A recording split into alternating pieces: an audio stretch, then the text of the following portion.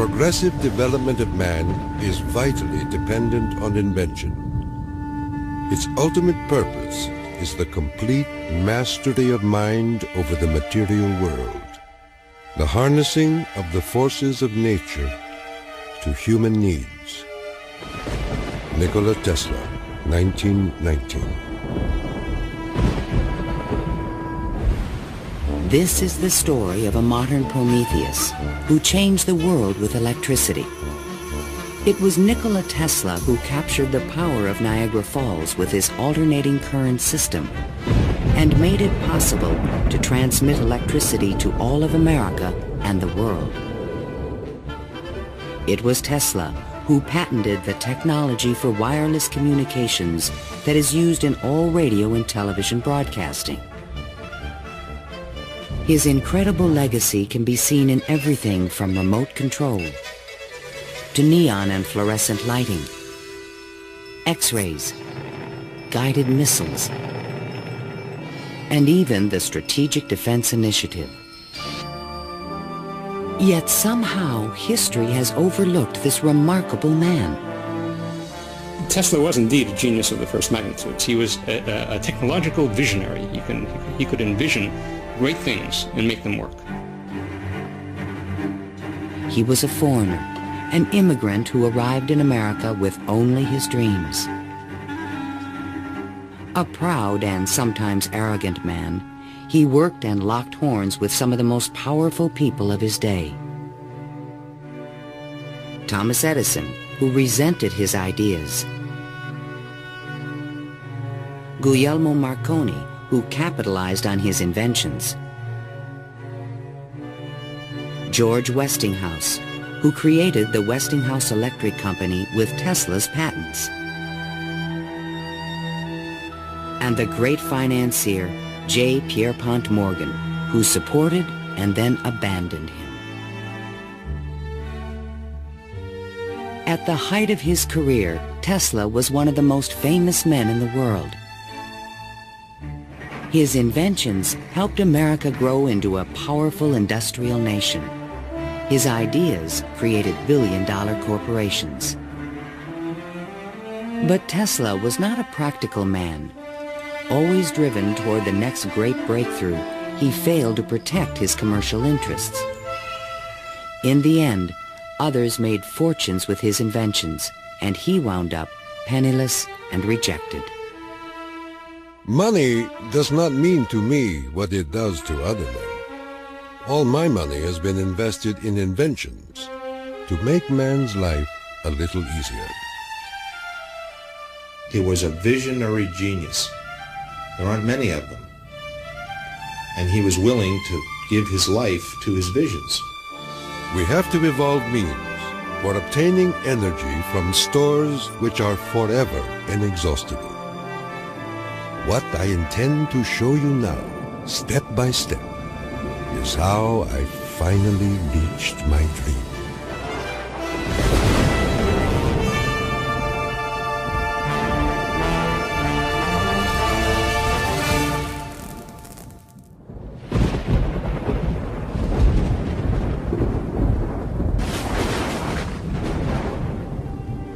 This is the house in which, by coincidence bizarre, I was born on the stroke of midnight between July 9 and 10, 1856.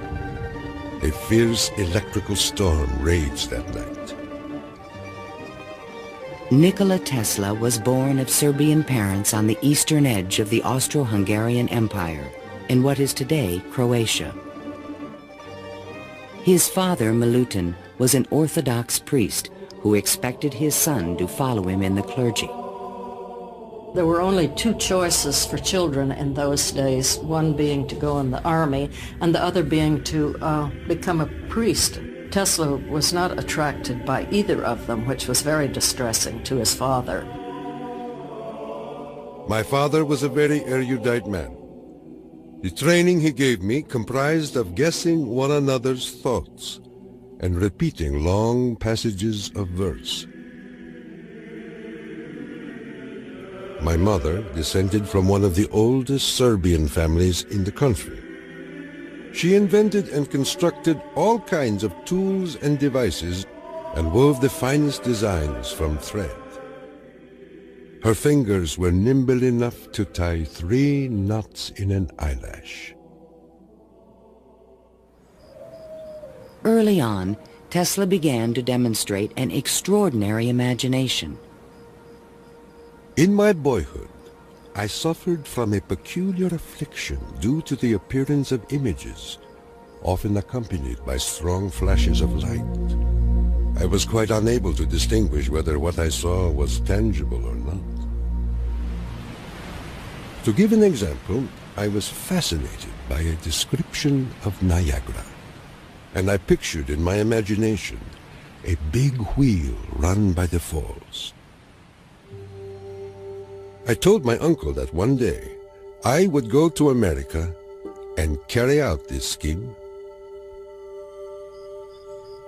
Then, at the age of 17, while preparing for the seminary, Tesla contracted cholera, and the brush with death changed his life forever. In one of the spells which was thought to be my last, my father rushed into the room. "Perhaps," I said, "I may get well if you will let me study engineering." "You will go to the best technical institution in the world," he solemnly said. I came to life like another Lazarus, to the utter amazement of everyone. In 1877, at the age of 21, I traveled to Graz, Austria to begin my college education. Here, I quickly became obsessed with the science of electricity.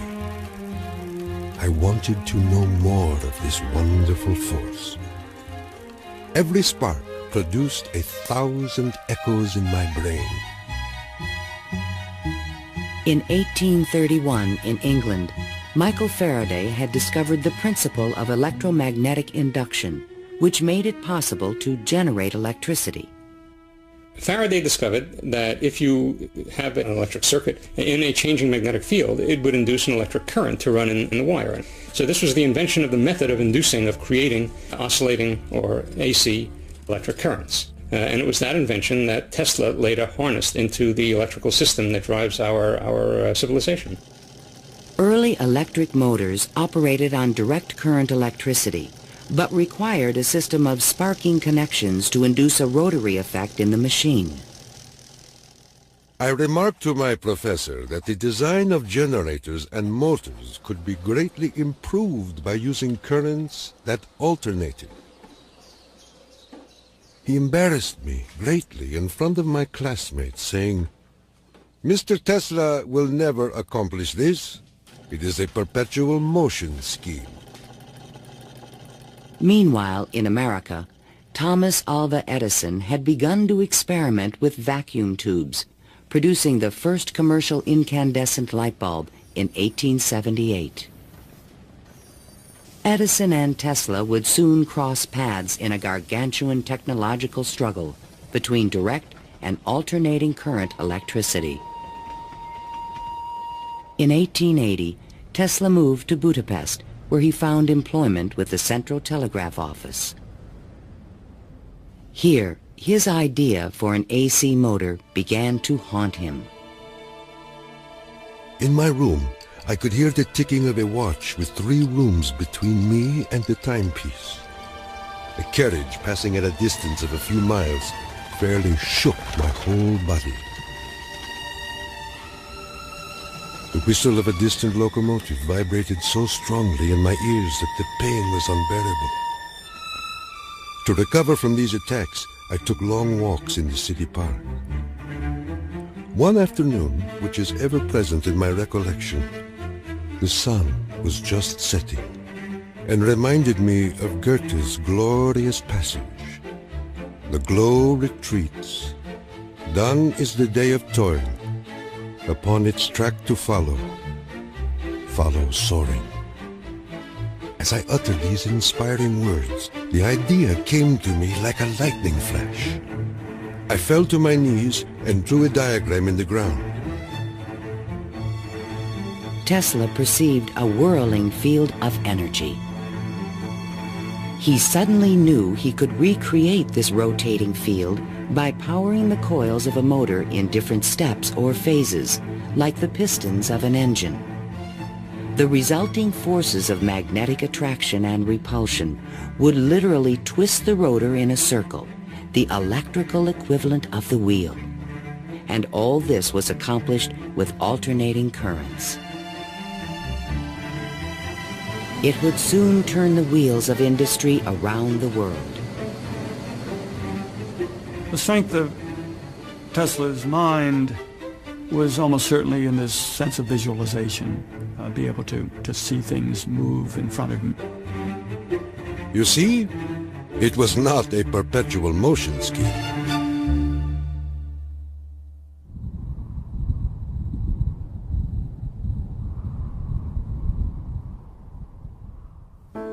It had been the height of my ambition and my most ardent wish to see America and come in contact with the great Thomas Edison. Accordingly, I undertook the voyage, and after losing my money and tickets and passing through a series of mishaps, including a mutiny in which I almost lost my life, I landed on these blessed shores with 4 cents in my pocket. Tesla arrived in New York on June 6, 1884. A 28-year-old immigrant, he was filled with dreams of success in this strange new land.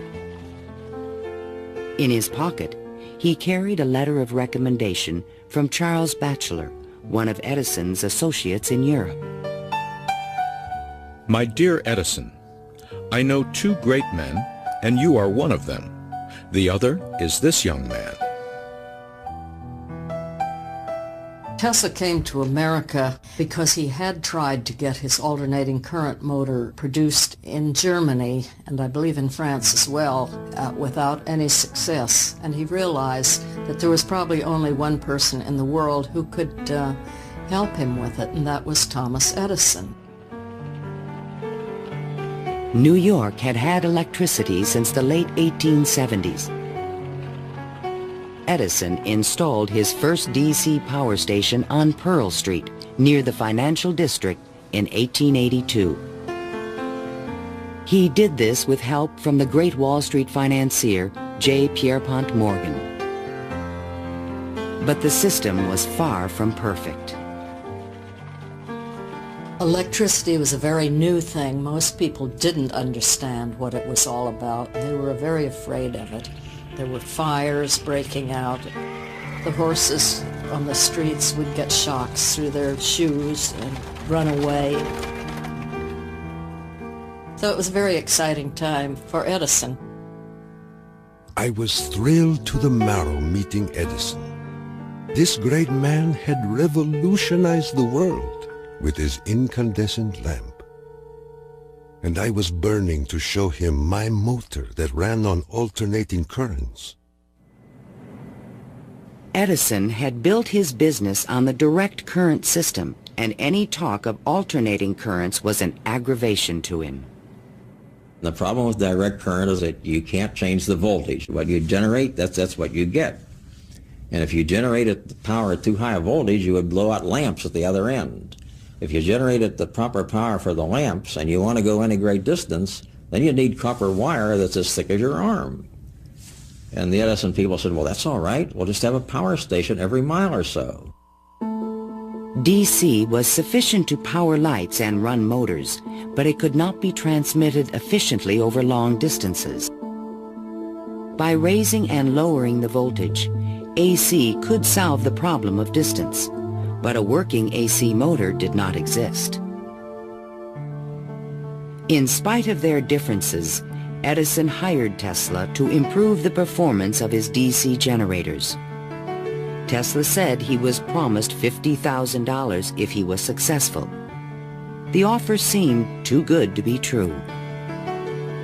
I entered the Edison Machine Works, where I undertook the design of DC dynamos and motors. My regular hours were from 10:30 a.m. till 5 a.m. the next day. When I completed the task, I went to Edison for payment, and he laughed. Edison was very amused by this.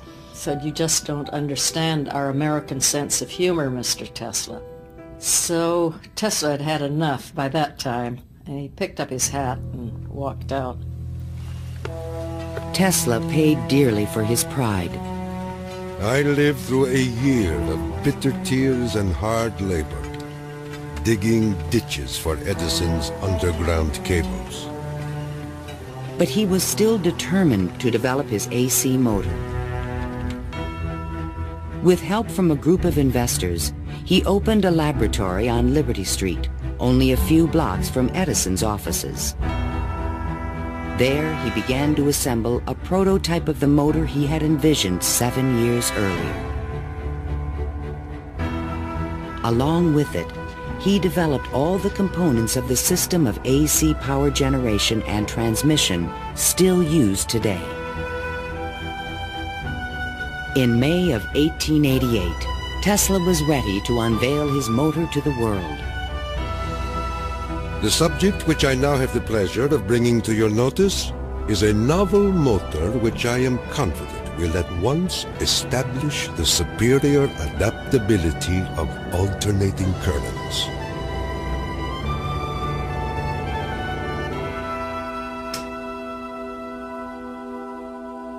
Over the next 5 years, 22 U.S. patents were awarded to Nikola Tesla for AC motors, generators, transformers, and transmission lines, the most valuable patents since the invention of the telephone.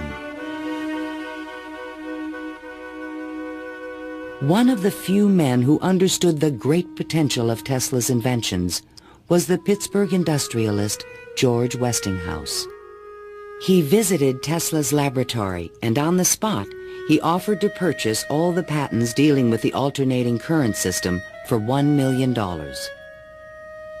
Westinghouse also proposed a royalty of $2.50 for each horsepower generated by a Tesla invention. The young Serb was on his way to fortune and fame, while other inventors looked on with fascination and with envy. In all my troubles, I did not neglect to become a real American citizen, making me a proud and happy man.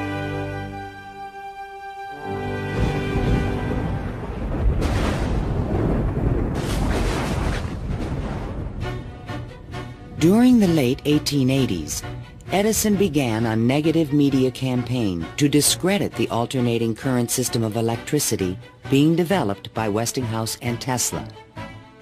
It became known as the War of the Currents. My personal desire would be to prohibit entirely the use of alternating currents. They are as unnecessary as they are dangerous.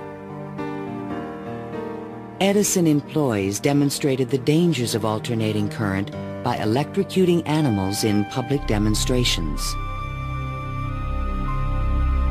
Just as certain as death, Westinghouse will kill a customer within 6 months after he puts in a system of any size. None of his plans worry me in the least. An Edison associate suggested using alternating current as a means of executing criminals. A test took place at New York's Auburn State Prison in 1890. Several gruesome attempts were required to kill the victim. Disgusted witnesses claimed his spinal cord burst into flame. The infliction of the death penalty is not only barbarous and inhuman, but unnecessary as a factor in the scheme of modern civilization. The War of the Currents came to a dramatic head in 1893. The Columbian Exposition in Chicago was to be the first World's Fair lighted by electricity. The Edison Company, the Thomson-Houston Company, they all got together and formed General Electric Company, 1892. And one of the first things they did, of course, was put in a bid for the job at the fair. Their bid was roughly $1 million. The Westinghouse bid was about $500,000, and naturally, Westinghouse got the job. In retaliation, GE refused to sell Westinghouse any of their Edison light bulbs.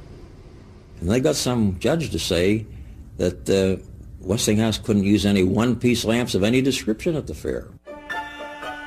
Westinghouse frantically devised a two-piece stopper lamp by fair time and saved the day. Now Tesla had a chance to make history in Chicago. His large AC generators would supply all of the fair's electricity and prove that his system would work on a large scale. On May 1st, 1893, 100,000 eager spectators filed into the fairgrounds, awed by the gleaming neoclassical architecture. Night fell. President Grover Cleveland pressed a button, and the fairgrounds exploded with brilliant tube lighting and multicolored searchlights. The most incredible display of lighting the world had ever seen.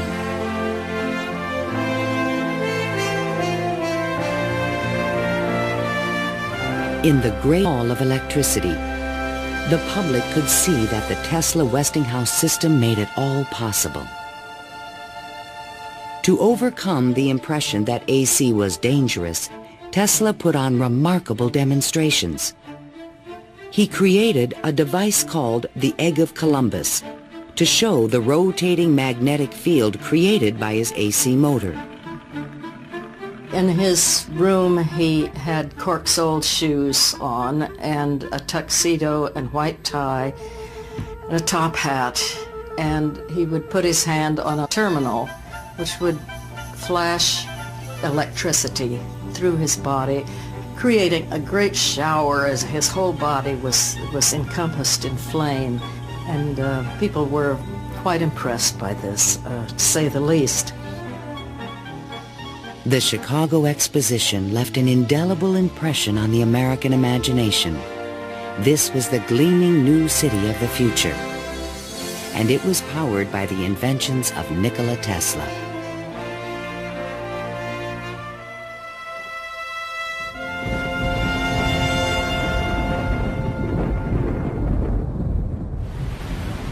Since childhood, Tesla had dreamed of harnessing the power of the great natural wonder called Niagara Falls.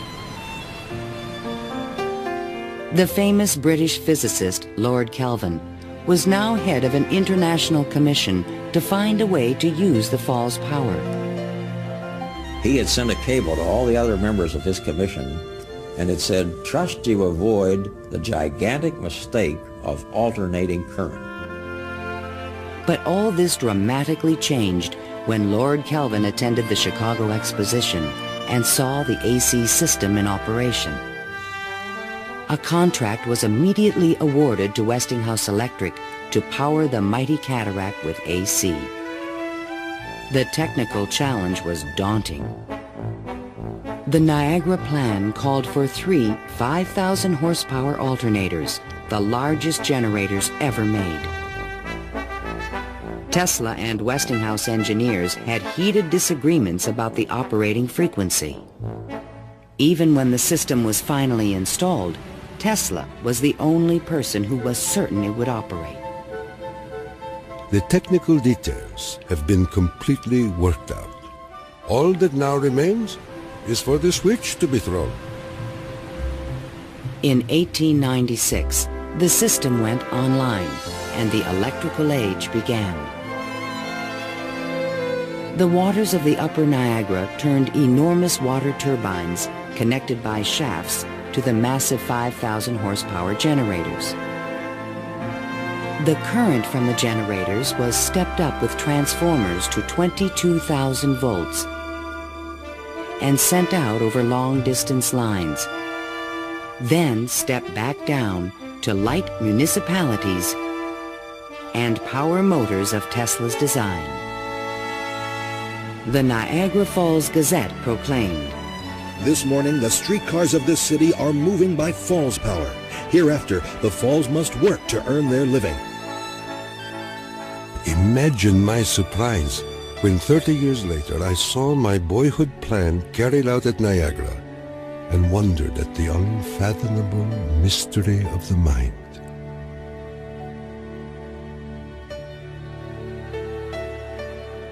Within a few years, the number of generators at Niagara was increased to 10. By the turn of the century, the power lines stretched 360 miles to New York City. The War of the Currents was over, and Tesla was the winner. By the time Tesla effectively arrives on the scene with his motor, Edison is out of the business. He's basically written out of his own company. This was something Edison would not soon forget. In spite of the success of AC, Westinghouse had overextended his company's resources, leading to severe financial difficulties. In order to save the company, Tesla said that he tore up his royalty contract for $2.50 per horsepower generated. Today, this agreement would be worth trillions. Had the inventor been tricked again? This is something that we've never found any record of in the Westinghouse annals. We do have something which is a memorandum of agreement about that, but it was never signed. But Tesla was ready to move on.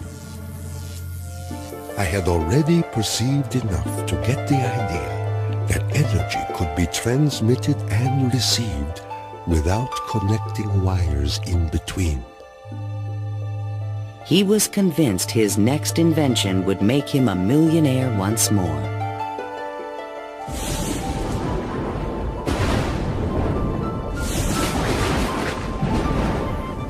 My services with Westinghouse being no longer essential, I resumed experimental work in a laboratory on Grand Street, where I began immediately the design of high-frequency machines. Following the success of Niagara, Tesla was at the height of social acclaim. Everyone wanted to know more of this mysterious foreigner who was transforming the world with his electrical inventions.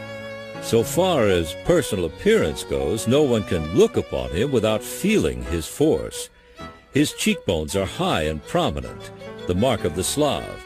His eyes are blue, deeply set, and they burn like balls of fire. Franklin Chester, the citizen.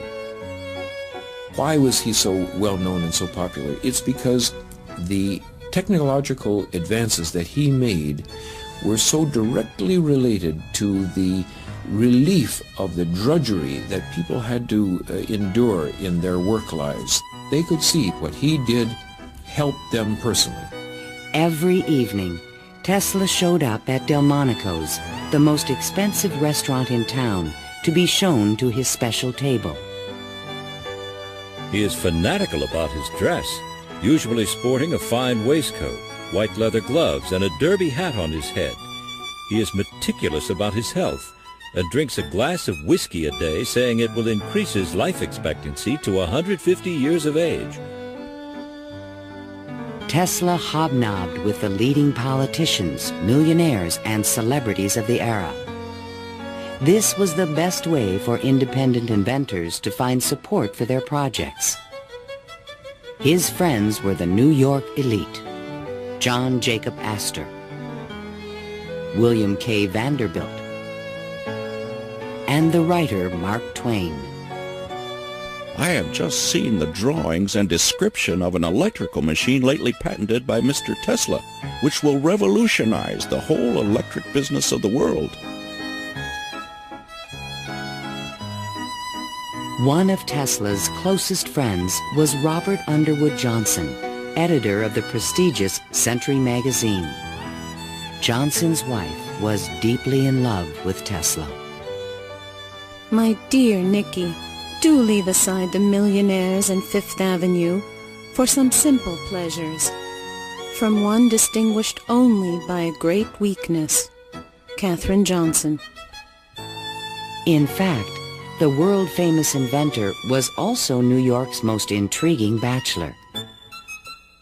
The fact that he never married, I think, had almost nothing to do with his interest in women. It appeared that he was always very interested and was attractive to women. Many women sought his attention. The beautiful and wealthy socialite Flora Dodge, and even the famous French actress Sarah Bernhardt. But in spite of his charisma, Tesla was only interested in his inventions. He had so many phobias that he couldn't have had close relationships with women. He didn't like most of the jewelry that they wore or the perfume, and he couldn't bear to touch hair. And and in fact, he didn't like to shake hands. And so these are all things that do tend to discourage intimate relationships. The inventor even claimed that he destroyed his sexuality at the age of 40. A certain French actress kept coming to me and made it impossible for me to concentrate. It's a pity, too, for sometimes I feel so lonely.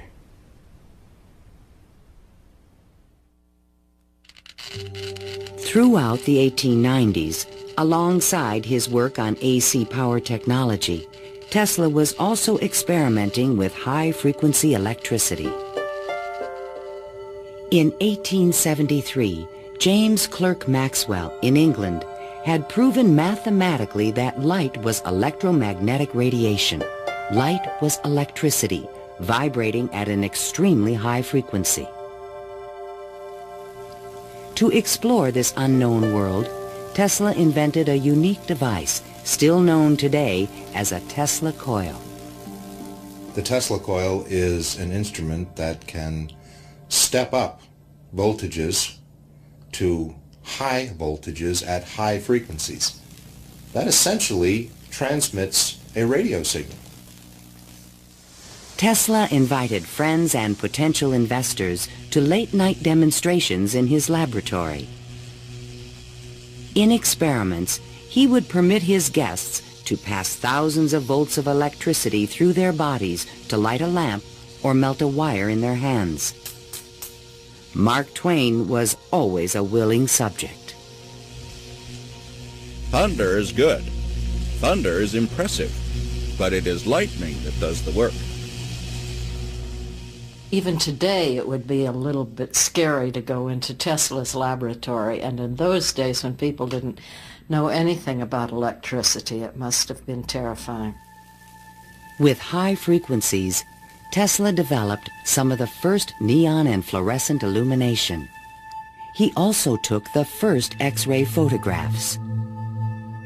But these discoveries quickly paled one day in 1890 when a vacuum tube illuminated in his hand without any wire connection.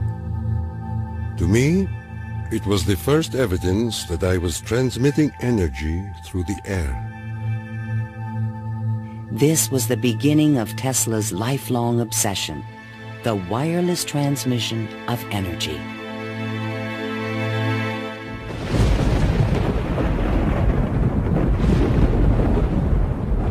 In 1892, Tesla was invited to Europe to present the results of his high-frequency experiments. In London and Paris, he amazed scientists and engineers with lighting and electrical effects that looked more like magic than science. He also announced a remarkable new possibility. I would say a few words on a thought which fills my mind and concerns the welfare of all. I mean the transmission of intelligence and even power without the use of wires.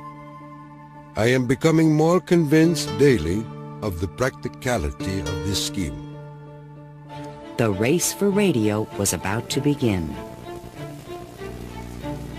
In 1888, the German physicist Heinrich Hertz had demonstrated that currents of high frequency emit electromagnetic waves, or radio waves, into space. But creating a practical means of wireless communication would require a quantum leap in imagination. Hertz created the first radio transmitter and the first receiver. He had showed that you could create an electrical signal in one place and detect it in another place with nothing in between. While in England, Tesla befriended Sir William Crookes, the discoverer of radiant matter. Crookes was a mystic and believed that human beings could communicate telepathically when they were attuned to high-frequency brainwaves. Tesla was skeptical, but one night in his bed he had a powerful and disturbing vision. I saw a cloud carrying angelic figures, one of whom gradually assumed the features of my mother.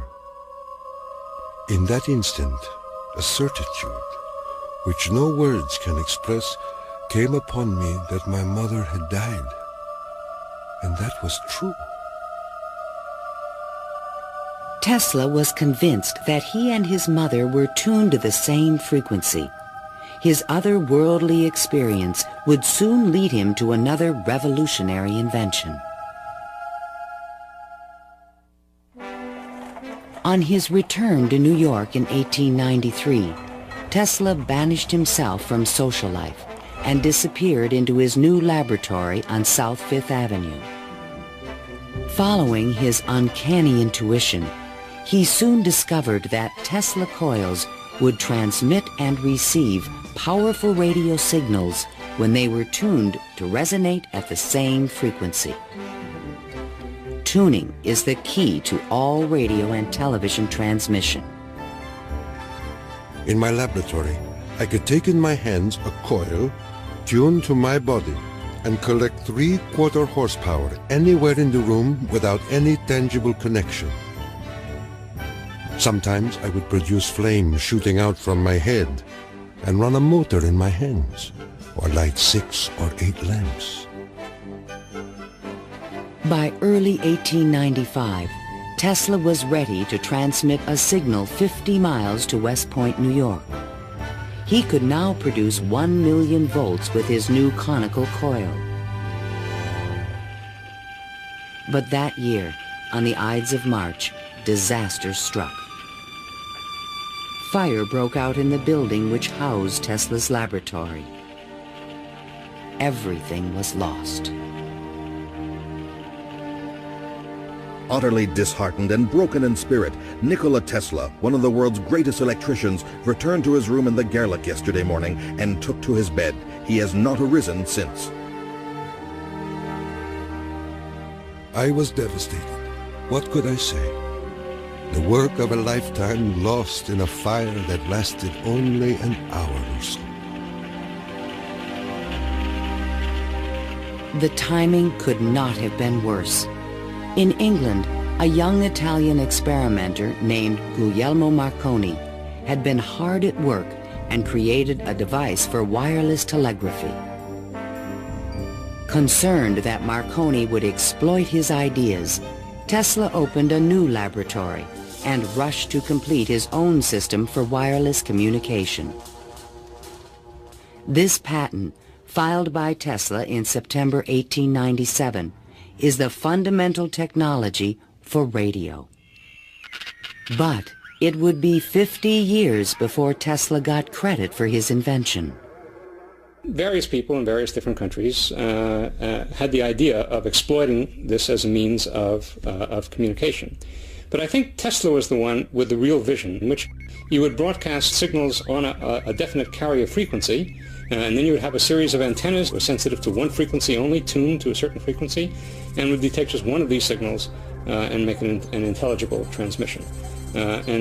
Once again, his vision describes the world that we live in.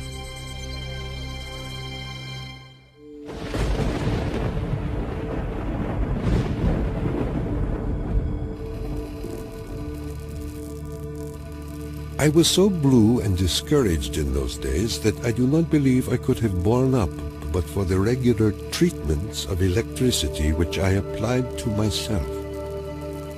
It puts into a tired body what it needs most, life force. Following the destruction of his laboratory, Tesla developed a deeper interest in Eastern thought and spiritualism. Mr. Tesla was charmed to hear about the Vedantic prana and Akash and the Kalpis, which he claims are the only theories modern science can entertain. Inspired by the Hindu teacher Swami Vivekananda, Tesla began to look at the universe as a symphony of vibrations and waves. We are whirling through endless space with an inconceivable speed. Everything is spinning. Everywhere there is energy. There must be some way of availing ourselves of this energy more completely. In 1898, an unusual experiment took place in Tesla's laboratory. He attached a small mechanical oscillator to an iron pillar. Precisely timed pulses from the device made the entire building tremble. Windows started crashing around the area, and he, being at the epicenter, didn't notice anything happening until some police came bursting into his laboratory. It was just at the moment where he'd picked up a sledgehammer and broken the oscillator. He just said to the policemen that how too bad that they had just missed an interesting experiment. Tesla was, I would say, obsessed with frequency, the notion of resonance. The story where he takes the device and puts it on the girder in his office and, gets the frequency of the building, and supposedly, I mean, it's an apocryphal story, I'm sure, but it gets right at the core that, hey, if I've got the right frequency, I can move the world. And indeed, he talks about the frequency of the earth, and that if he can do that, he can, almost literally split the earth in half. Meanwhile, Marconi was doing more practical things and succeeded in transmitting a signal 5 miles on the Salisbury Plain in England. Not to be outdone, Tesla decided to introduce an entirely new invention. In a specially constructed pool, potential backers were amazed to see the inventor controlling the motions of a small mechanical boat with no wires attached to it. This was the world's first radio-controlled device. The machine even seemed to think. Someone threw out the question, what is the cube root of 64? And 4 flashes came back. The audience was so surprised, Tesla had to remove the lid to prove no one was inside. Tesla developed his radio-controlled boat in 1898 and patented it and thought it was an armament for war. He rationalized this as a means of ending war. The military who looked at it thought it was too complicated and vulnerable. Soon after the demonstration, Mark Twain wrote from Austria. Dear Mr. Tesla, have you the Austrian and English patents on that destructive terror which you have been inventing, and thus make war henceforth impossible? If so, won't you set a price on them and commission me to sell them? Sincerely yours, Mark Twain. But I have no desire to be remembered as the inventor of a purely destructive device. I prefer to be remembered as the inventor who abolished war. That will be my highest pride.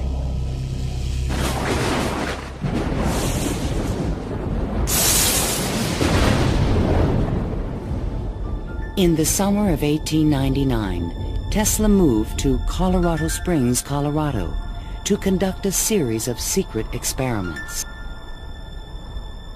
He told curious local reporters that he intended to send a wireless message from Pikes Peak to Paris for the Paris Exposition of 1900.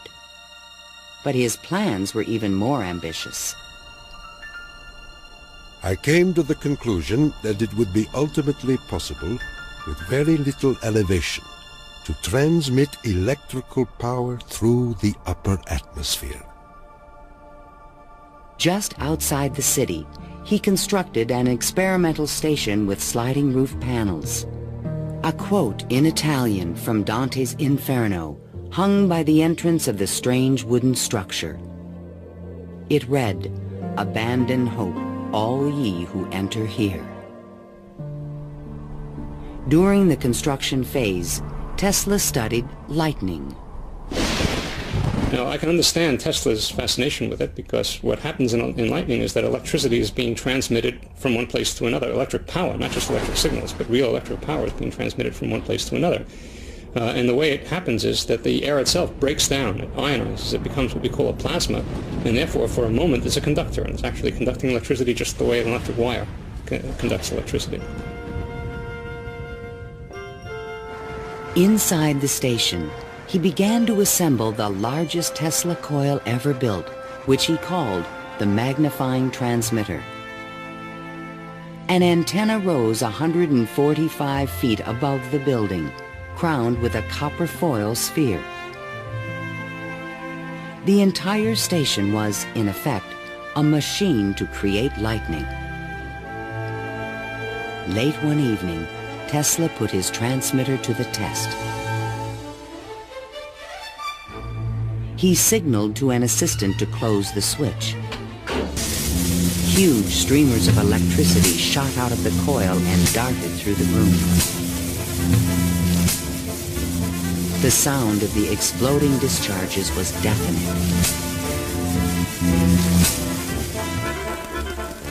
Outside, above the building, bursts of artificial lightning, more than 100 feet long, began to shoot out at the ball atop the antenna. Its thunder could be heard 20 miles away in the small mining town of Cripple Creek.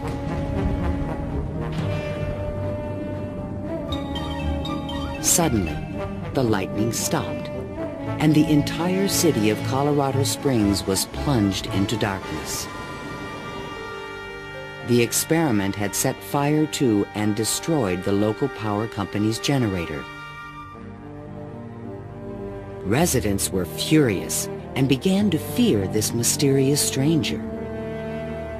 Undaunted, Tesla continued his wireless power experiments for 6 more months.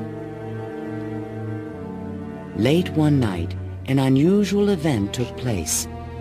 Tesla noticed a repeating signal being received by his apparatus. To his own amazement, he believed it was an extraterrestrial communication.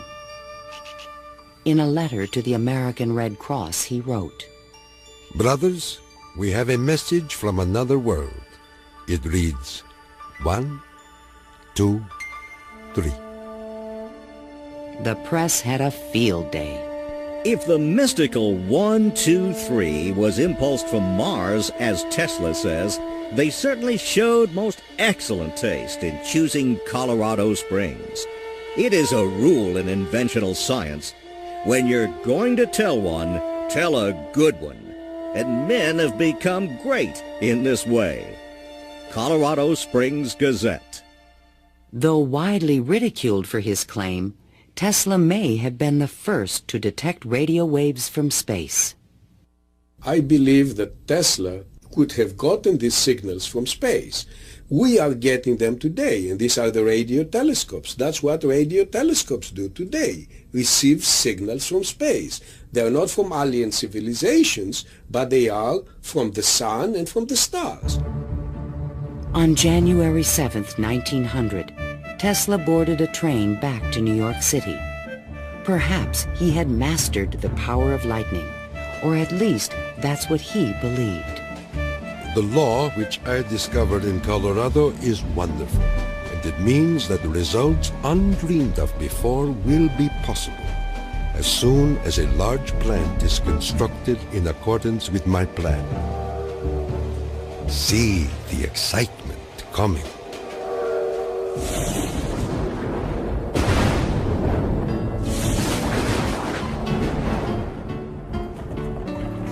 When Tesla arrived home, it was a brand new century.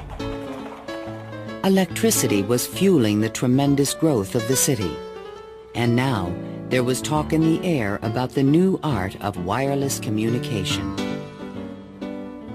Marconi arrived in New York in 1900 to attract investors for his new company, Marconi America. He filed a U.S. patent for a system of wireless telegraphy, but it was rejected because it was similar to Tesla's invention. It became obvious, I think, to Marconi as well as to other experimenters of the time that the Tesla system was an efficient, powerful resonator that would produce electromagnetic waves that you could work with. Confident in the future, Tesla took up residence in the Waldorf Astoria Hotel and wrote a sensational article for Century magazine. First, let us ask, what is the spring that drives all? All this energy emanates from one single center, one single source, the sun. In this detailed futuristic vision, he described a means of tapping the sun's energy with an antenna. He suggested that it would be possible to control the weather with electrical energy. He predicted that wars would soon be eliminated by machines. And to unite all nations, he proposed a global system of wireless communications. When wireless is fully applied, the Earth will be converted into a huge brain, capable of response in every one of its parts. It tells us about a vision he had for both power and communications, that he wasn't going to think small. He was going to think globally on this. And that's all very nice if it works. The idea of a global communications network was very appealing to one of the world's most powerful men, J. Pierpont Morgan. He agreed to invest $150,000 into Tesla's worldwide radio broadcast center. But the inventor's real plan was to transmit without wires industrial levels of electrical power. Tesla chose to keep this a secret from his investor. In the summer of 1900, Tesla moved to Shoreham, Long Island, and began construction of a huge tower and plant called Wardenclyffe. This Tower of Dreams was made entirely of large wood beams and rose 187 feet above the ground. The plant next to the tower was designed by the architect Stanford White and was constructed under strict secrecy. He certainly could have sent signals across the Atlantic with no trouble with a station of that magnitude. But he was still pursuing wireless power transmission. The tower would light up at night, shooting sparks, making noises. Such experiments, they alarmed the whole area. Then, on December 8, 1901, Marconi took another step forward and transmitted his famous letter S across the Atlantic. Tesla dismissed the Italian's advances. Marconi is a good fellow. Let him continue. He is using 17 of my patents. The simple fact about Marconi is that he used Tesla's system to transmit signals and claimed that these were ideas that he had developed himself. Morgan began to doubt the wisdom of his investment. Marconi's system not only worked, it was also inexpensive. And technical problems were beginning to catch up with Tesla. He went back to Morgan again, asked for more money. Morgan says, "Where's the radio transmissions across the Atlantic? How's that coming along?" Well, it wasn't coming along. Tesla was forced to tell Morgan his real plan. What I contemplate and what I can certainly accomplish, Mr. Morgan, is not a simple transmission of messages, but rather the worldwide transmission of electrical power. A single plant of but 100 horsepower can operate hundreds of millions of instruments. But Morgan was a practical businessman and had already decided to back Marconi. I have received your letter.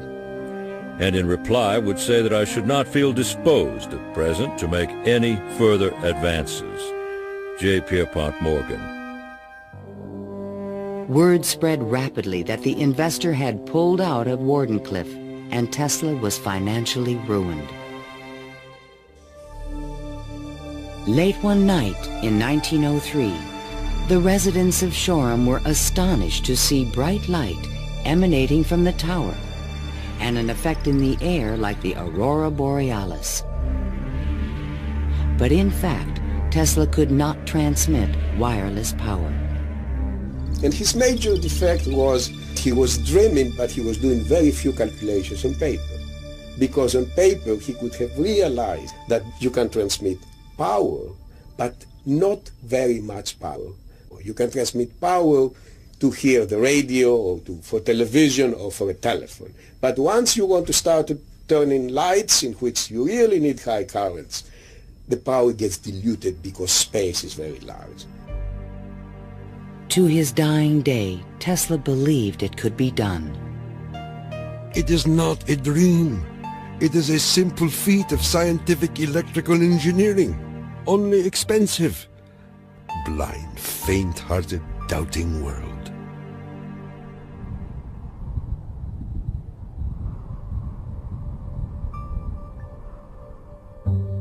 Wardenclyffe marked a turning point in Tesla's career. Like a modern Prometheus, he had reached too high and failed. In 1904, the U.S. Patent Office suddenly reversed its previous decisions and gave Marconi a patent for radio. 1 year later, Tesla's fundamental AC patents expired. Now the inventions that powered the world could be used by anyone free of charge. The public didn't realize that he had made this invention that had made billionaires out of corporations, and that he himself was broke. With no money to carry on his work, Tesla began to sink into an isolated world. He was totally disinterested in business.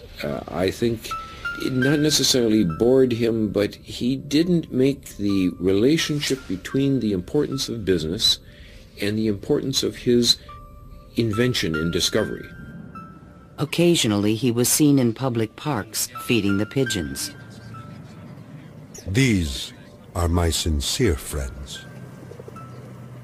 Tesla's melancholy turned to anger in 1909 when Marconi was awarded a Nobel Prize. Mr. Marconi is a donkey. The question of Tesla and radio is certainly a very interesting one. It's clear that Tesla, in terms of certain basic notions of radio, was very early, if not first, in expressing them and even of getting of taking them to the patent stage. In desperate need of money, Tesla brought suit against the Marconi company, claiming that his patent rights had been infringed. But he lacked the resources to wage a legal battle with a large corporation, and ultimately gave up. Marconi had received the Nobel Prize for work that Tesla correctly believed to be his own. I suppose everything is fair in wireless as in warfare. In 1915, the Nobel Prize entered Tesla's life once again. The Swedish government has decided to distribute the Nobel Prizes next week as follows. Physics, Thomas A. Edison and Nikola Tesla. Even Tesla was surprised by the front-page announcement in the New York Times. I have concluded the honor conferred upon me concerns the transmission of electrical energy without wires. But 1 week later, the award was given to William H. Bragg of Oxford, England, for his work with X-rays and crystal structure. The embarrassing situation was never really explained. A rumor spread that Tesla had refused to share the prize with Edison. The difference that the Nobel Prize could have made in Tesla's life soon became evident. Testimony given by Nikola Tesla, the electrical inventor, in a judgment for $935 back taxes was filed yesterday. Mr. Tesla said under oath that he was penniless and had been living on credit. In an attempt to give him long overdue recognition, the American Institute of Electrical Engineers decided to award Tesla their prestigious Edison Medal. But on the night of the presentation, the guest of honor was missing. And Edison was conveniently away on business. They found Tesla across the street by the New York Public Library, feeding the pigeons. Later that night, he was persuaded to accept his medal and announced that he had finally completed his invention to transmit wireless power. The energy goes to a distant place, and you will see something like the aurora borealis. To conclude, we are coming to great results. The audience thought Tesla was losing touch with reality.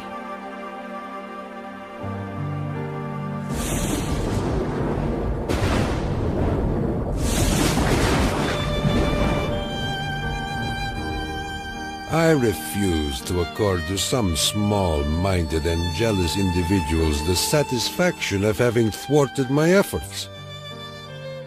These men are nothing more to me than microbes of a nasty disease. Well, by that time, you know, Tesla had ceased to have any financial means. He was virtually dependent on being helped by hotels and people that he knew. He began to bring injured birds back to his hotel room to nurse them. He had more companionship with pigeons in that time of his life than with human beings. Working as a consulting engineer, Tesla managed to maintain a small office and laboratory in the Metropolitan Tower. To change his thoughts, he frequently attended movies in Times Square. Here he could see his futuristic ideas appearing on the screen. But his ideas were only accepted in science fiction movies and magazines. In 1924, there was a news report that while at Colorado Springs, Tesla had invented a death ray machine that shot bolts of lightning. The inventor was strangely quiet on the topic. Meanwhile, a new scientific star, Albert Einstein, had captured the world's attention with his theory of relativity. Tesla continuously attacked the validity of Einstein's work. Scientists today wander through equation after equation that have no relation to reality. If we were to release the energy of atoms, instead of a blessing, it might bring disaster to mankind. But no one took him seriously. I think that every generation of scientists feels that the new ideas that come along that replace their own ideas represent a loss rather than a gain. Tesla believed that Einstein was taking us intellectually in the wrong direction. Rejected by traditional science, Tesla's interests again turned to the esoteric. His intellect seemed to embrace a lot of different areas quite easily. What he lacked were the social skills. And that's an enormous shame because it interfered with his ability to use that genius, to be practical. Though nearly a recluse, he would occasionally attend dinner parties at the home of the German poet and mystic George Sylvester Viereck. And he always intrigued the guests. While we were in the midst of talking, an apparition seemed to come into the room. He walked so softly, and he struck us as almost an unearthly creature. And he talked of all sorts of, seemed to me at that time, unreal things, more in the nature of the psychic rather than the scientific. Tesla wrote a strange poem called Fragments of Olympian Gossip and dedicated it to Virik. While listening on my cosmic phone, I caught words from Olympus blown. The latest tells of a cosmic gun. To be pelted is very poor fun. The meaning of the poem would soon be explained.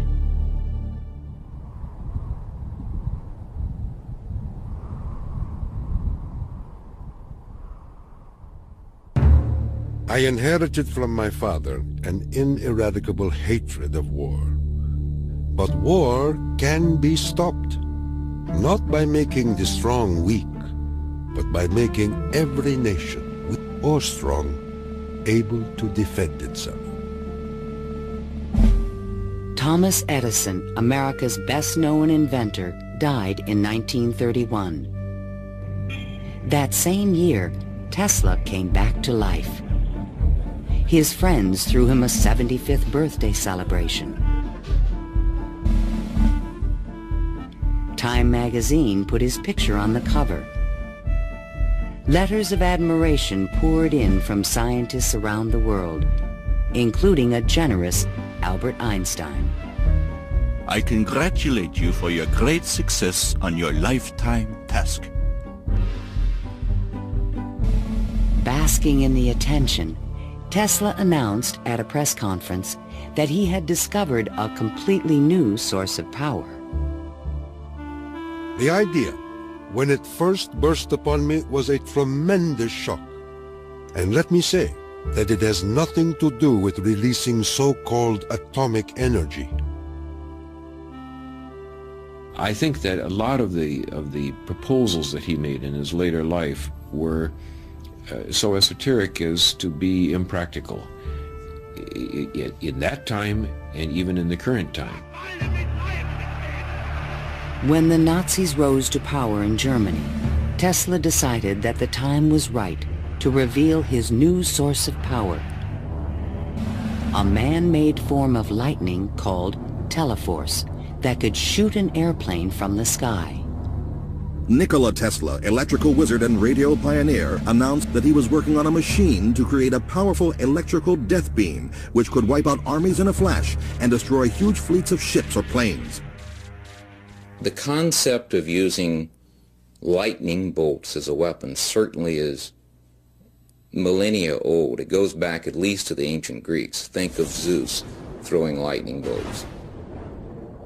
The main contribution that Tesla had was to come up with a true scientific, rational, at least concept of coming up with controlling these lightning bolts and projecting them over long distances. Tesla had experimented with this idea while at Colorado Springs. Now he intended to build it on a large scale. His plan was to charge small particles of tungsten or mercury, then accelerate them with lightning force through a special gun with one end open to the atmosphere. Tesla's death beam stirred the public's imagination when it was featured in a Superman cartoon, the electro-euthanasia ray. But the idea was more than science fiction. Tesla tried to sell this concept to various governments, England, the Soviet Union, and the United States, all Allied powers, and against Germany. He offered his system to England for $30 million, and they entered negotiations. When Tesla demanded payment before sending the final plans, the deal fell through. The British attempted to build their own death beam. but the project was soon abandoned. As the Nazis surrounded Yugoslavia, Tesla attempted to sell a beam weapon system to his former country. There should be needed 9 stations, 4 for Serbia, 3 for Croatia, and 2 for Slovenia, and it will protect our dearest homeland. At this point, even Tesla's countrymen thought he was just a crazy old man. One day in 1937, Tesla started out from his hotel room to feed his pigeons. Suddenly, a few blocks from the hotel, he was hit by a taxi and thrown to the ground. 3 of his ribs were broken. He was 81 years old. Remembering what he did for their company, Westinghouse executives agreed to pay his room and board for the rest of his life. The inventor also received a small stipend from the Yugoslav government. During the Christmas season of 1942, Tesla's death was imminent.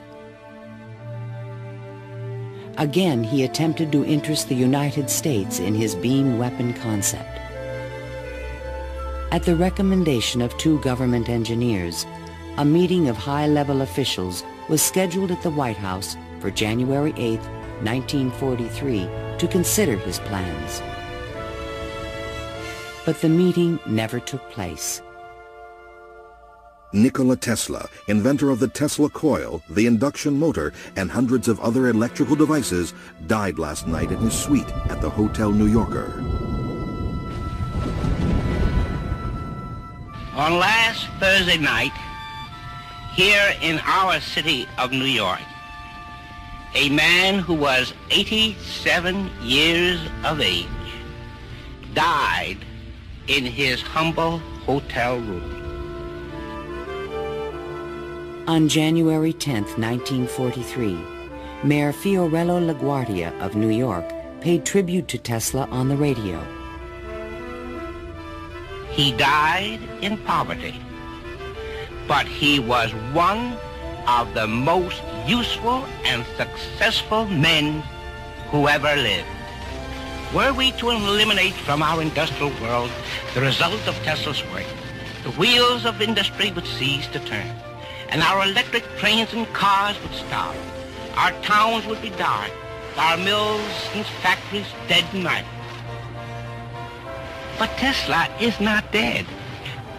The important part of Tesla lives in his achievement, which is great and integral part of our civilization, of our daily lives, of our current war effort. Ironically, only 5 months after Tesla's death, the United States Supreme Court declared elements of the Marconi patent invalid. The decision confirmed Nikola Tesla's patent priority for the fundamental technology of radio.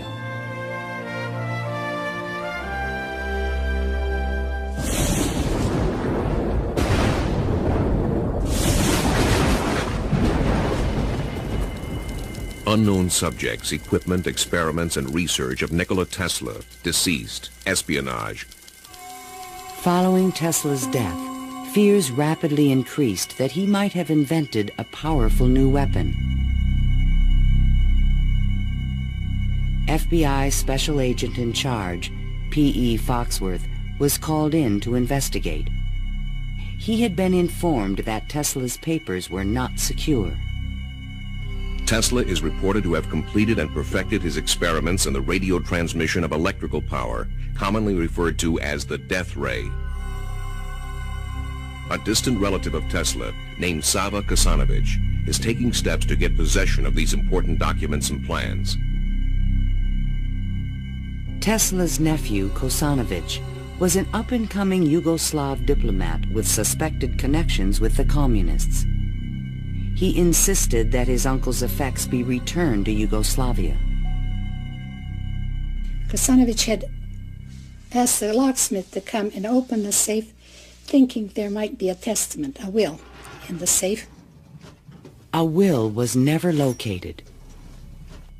And there was a lot of talk then about secret weapons and negotiations with the USSR. There was all kind of talk, you know. Shortly before his death, Tesla showed a delivery boy a box in his room that he said contained a powerful weapon. A number of people called me and asked me, did I see in the hotel room a certain kind of a box, you know? They were looking for some secret contraption that Tesla had invented. I never saw anything like that. The U.S. Office of Alien Property immediately seized all of Tesla's possessions until their ownership could be established. There's every evidence that they did look through all his papers, because the papers were not in order and certain things were missing. All his technical papers on beam weapons were secretly microfilmed by U.S. military agents. On August 6, 1945, the first atomic bomb was exploded on Hiroshima, Japan. Soon after, the bomb would be in the Soviets' hands. During this period, copies of Tesla's papers on the beam weapon were shipped to Wright Field in Dayton, Ohio. There, a top-secret research program began called Project Nick to find a defense against nuclear missile attack. Copies of some of his papers were sent to Wright-Patterson in 1945, not to my facility, not even the predecessor of my facility, but to another part of the base for analysis.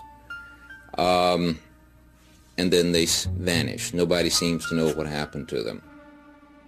In 1952, Sava Kasanovich obtained permission from U.S. authorities to return Tesla's estate, still stored in New York, to the inventor's homeland.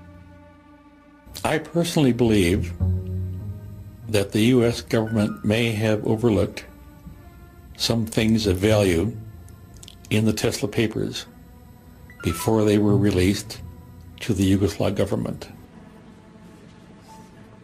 A Tesla museum was opened in Belgrade by Yugoslavia's president, Marshal Tito. But during the Cold War, the museum was off limits to Western scientists and scholars. Then, in 1960, Soviet Premier Khrushchev announced that the USSR had developed a powerful new weapon. There was concern in the U.S.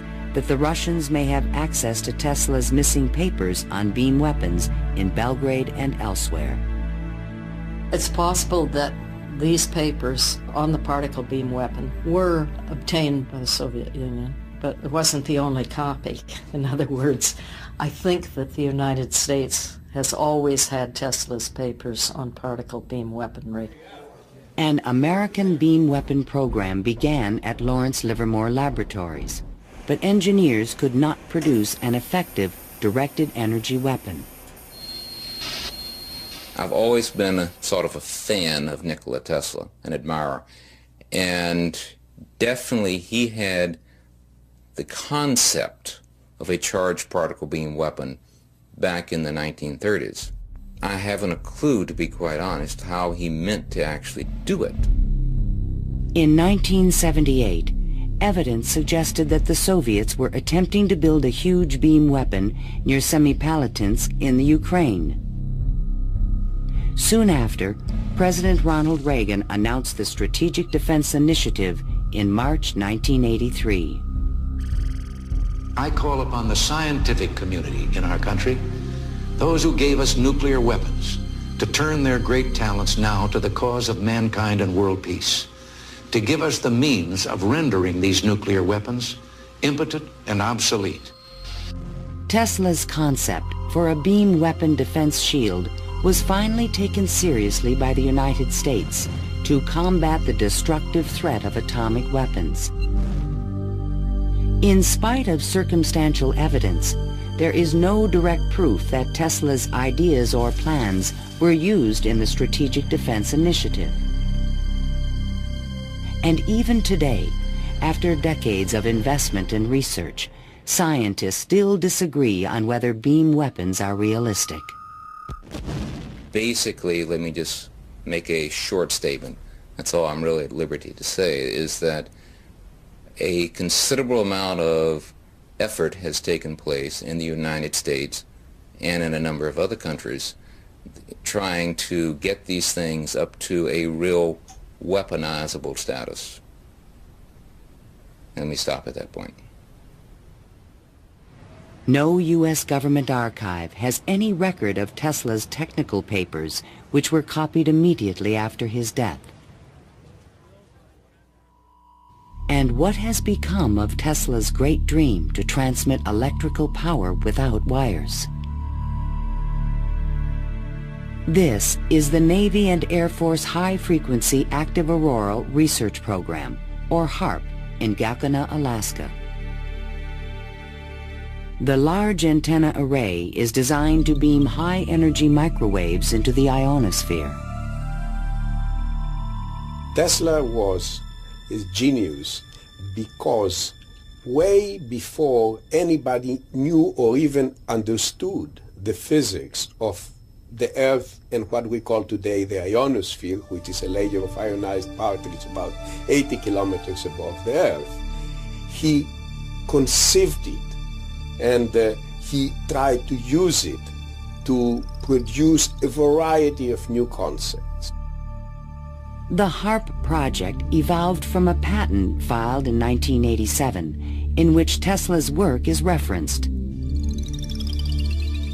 It proposed using the ionosphere like an enormous electrical circuit to transmit power around the planet. It even described a means of changing the weather by superheating portions of the upper atmosphere with microwave energy. Tesla proposed that it might be possible to modify the weather by using radio waves. I believe that this is impossible. Ionospheric modification is still in its early experimental stages, but microwave technology has already made it possible to transmit wireless power with the use of satellites.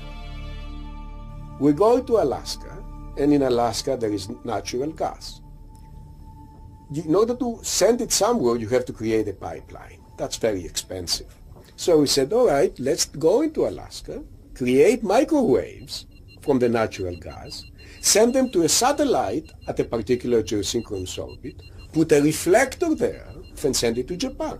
And in Japan now, you get the antenna, which transforms these microwaves into 60 hertz, and you get electricity. So you make essentially Tesla's dream. The scientific man does not aim at an immediate result. He does not expect that his advanced ideas will be readily taken up. His work is like that of the planter for the future. His duty is to lay the foundation for those who are to come and point the way. He was special. I mean, he was unique. He was unusual in all sorts of ways. And if we are to understand our own creativity, our own ability to invent, there's an awful lot to be learned by studying the way in which he created. The day when we shall know exactly what electricity is will chronicle an event probably greater, more important than any other recorded in the history of the human race. Then it will be a mere question of time when men will succeed in attaching their machinery to the very real work of nature. See the excitement coming.